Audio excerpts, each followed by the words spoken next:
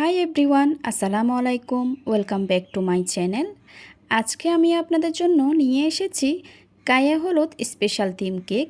Cake base তৈরি করা হতে সম্পূর্ণ ডেকোরেশন থাকছে আজকের এই ভিডিওতে। আশা করছি আমার আজকের এই টিউটোরিয়ালটা সহজ আর ভালো লাগবে।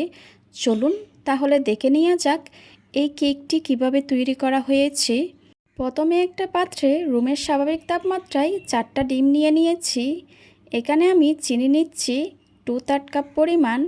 1 কাপ চিনি দিলে চিনির পরিমাণটা বেশি হয়ে যায় আমার কাছে মনে হয়, এই জন্য আমি 2/3 কাপ পরিমাণ চিনি দিচ্ছি। অল্প পরিমাণ চিনি দিয়ে বিটারের সাহায্যে মিডিয়াম স্পিডে 1 থেকে 2 মিনিট বিট করে নিয়েছি। 1 থেকে 2 মিনিট বিট করার পর আমি বাকি চিনিটাও দিয়ে দিচ্ছি। আবারও আমি মিডিয়াম স্পিডে বিট করে নিব। এতে করে চিনি দানাটা খুব সহজে গলে যাবে।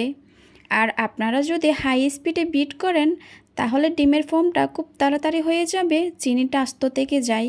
লো স্পিডে 3 থেকে 4 মিনিট বিট করার পর এরপর আমি হাই স্পিডে 3 থেকে 4 মিনিট মতো বিট করে নিয়েছি। যখন এরকম সাদা আর ফোমের মতো হয়ে আসবে তখন বিটারের কাঁটা অফ করে দিচ্ছি। কোনো কিছু লিখলে যদি লেখাটার সাথে সাথে মুছে না যায় তাইলে বুঝতে পারবেন ডিমের ফোমটা পারফেক্ট হয়েছে। 3 টেবিল চামচ দিয়ে দিচ্ছি রান্না করার সয়াবিন তেল। 2 চা চামচ দিয়ে দিচ্ছি অরেঞ্জ ইমালশন। আমি একটু অরেঞ্জ ইমালশনটা বেশি দিচ্ছি। আর কয়েক ফোঁটা আমি ফুড কালার দিয়েছি। আপনারা চাইলে ফুড কালারটা স্কিপ করতে পারেন। এখানে আপনারা আপনাদের পছন্দ অনুযায়ী যে কোনো এসেন্স বা ইমালশন ব্যবহার করতে পারেন। বিটারের সাহায্যে লো স্পিডে বিট করে নিব। আবার সব কিছুকে একত্রে ভালোভাবে মিশিয়ে নিচ্ছি। মিশিয়ে নেওয়া হয়ে গেলে বিটার সরিয়ে নিব। এখন এর মধ্যে সব শুকনো উপকরণগুলো দিয়ে দিব। এই জন্য একটা চাকনি নিয়ে নিয়েছি। এর মধ্যে নিয়ে নিচ্ছি 3/4 কাপ পরিমাণ ময়দা। 2 টেবিল চামচ দিয়ে দিচ্ছি কর্নফ্লাওয়ার। আর 1 চা চামচ দিয়ে দিলাম বেকিং পাউডার। সামান্য পরিমাণ লবণ দিয়ে দিয়েছি।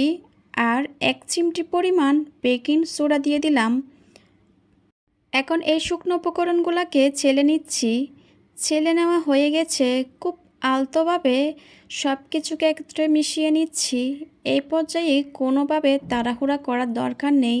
খুব আলতোভাবে সব কিছুকে একটা হ্যান্ড হুইক্সের সাহায্যে মিশিয়ে নিতে হবে। প্রথমে যে শুকনো উপকরণগুলো দিয়েছি ওইটা ভালোভাবে মিশিয়ে নেওয়ার পর আমি বাকি শুকনো উপকরণগুলো দিয়ে দিলাম। এবারও খুব আলতো হাতে আমি সব শুকনো উপকরণগুলো মেশাচ্ছি। আগে থেকে ওভেনটা 160 ডিগ্রিতে 10 মিনিটের জন্য প্রিহিট করে নিয়েছি। মিশিয়ে নেওয়া হয়ে গেছে। কেকের ব্যাটারটা পুরোপুরি তৈরি। এখন একটা 9 ইঞ্চি মোল্ডে সম্পূর্ণ ব্যাটারটা ঢেলে নিব। আমি একটু ট্যাপ করে ওভেনে দিয়ে দিলাম 25 থেকে 30 মিনিটের জন্য। কেকটা ওভেন থেকে বের করে নিয়েছি। কেকটা হতে 25 মিনিট লেগেছিল। কারো ক্ষেত্রে সময়টা একটু বেশি বা কম লাগতে পারে। এখন একটা ব্রেড নাইফ দিয়ে কেকটা আমি তুলে নিচ্ছি। আপনারা অবশ্যই স্ক্রিনে দেখে বুঝতে পারছেন কেকটা একটুও চুপসে যায় নাই। আপনারা যদি আমার রেসিপিটা হুবহু ফলো করেন আপনাদের কেকটা অনেক বেশি সফট থাকবে আর উপরে কোনো ভেজা ভাবও থাকবে না। হাইটে কিন্তু আমার কেকটা উঁচু ছিল, আপনারা অবশ্যই দেখে বুঝতে পারছেন। এবার কেকটা আমি 2টা ভাগে স্লাইস করে নিচ্ছি।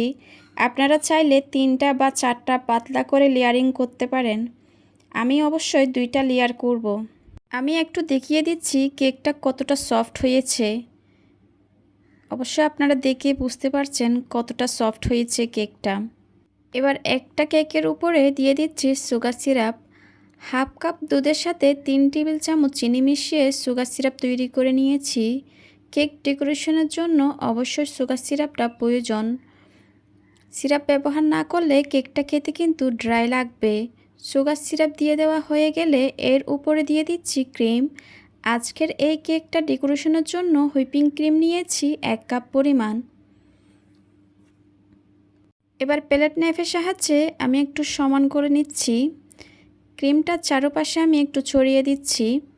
ক্রিমটা ভালোভাবে ছড়িয়ে নেওয়া হয়ে গেলে আমি কেকের দ্বিতীয় লেয়ারটাও বসিয়ে দিব।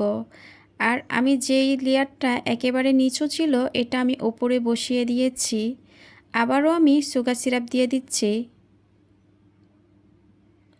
কেকটা ভালোভাবে আমি সুগার সিরাপ দিয়ে দেওয়ার পর ক্রাম কোটিং করে নিব।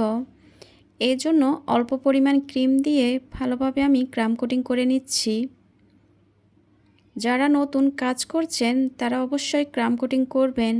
এতে করে পরবর্তী যখন ক্রিম দিবেন তখন কেকের ফিনিশিংটা খুব ভালো আসবে।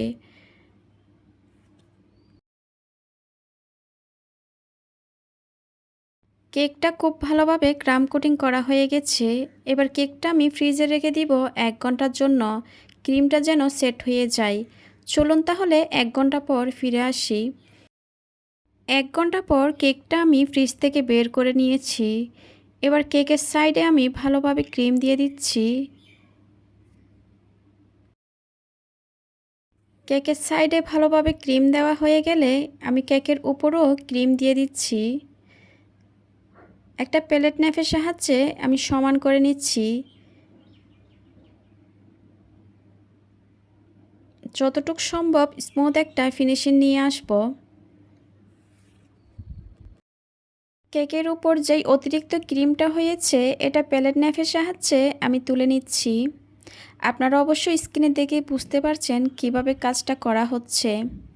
যে জায়গায় ক্রিম কম হয়েছে আমার মনে হচ্ছে ওই জায়গায় আবারও অল্প পরিমাণ ক্রিম দিয়ে দিচ্ছি। কেকের সাইডে স্মুথ ফিনিশিং চলে আসলে উপরেও আমি স্মুথ করে নিব। একটা স্মুথ ফিনিশিং হয়ে গেছে। এবার আমি আগে থেকে কিছু টপার তৈরি করে রেখেছি। এবার একে একে টপারগুলো আমি বসিয়ে দিচ্ছি। প্রথমে শাড়িটা বসিয়ে দিয়েছি, এবার কোলাটা বসিয়ে দিলাম, এবার লেখাটাও বসিয়ে দিয়েছি। কিছু ফুল তৈরি করেছি, একে একে কেকের উপর আমি ফুলগুলো বসিয়ে দিব। আমি কিছু সুগার বল দিয়ে দিচ্ছি, দেখতে যেন আরও ভালো লাগে কেকটা। এরই মধ্যে আমার কেক ডেকোরেশন কমপ্লিট হয়ে গেছে। আমার ভিডিও ভালো লাগলে অবশ্যই আমার চ্যানেলটা সাবস্ক্রাইব করবেন। ভিডিও রিলেটেড কোনো কোয়েশ্চেন থাকলে সেটা আমাকে কমেন্ট সেকশনে গিয়ে কমেন্ট করে জিজ্ঞেস করবেন। আজকের ভিডিও দেখার জন্য আপনাদেরকে অনেক ধন্যবাদ। সবাই খুব ভালো থাকবেন। আল্লাহ হাফিজ।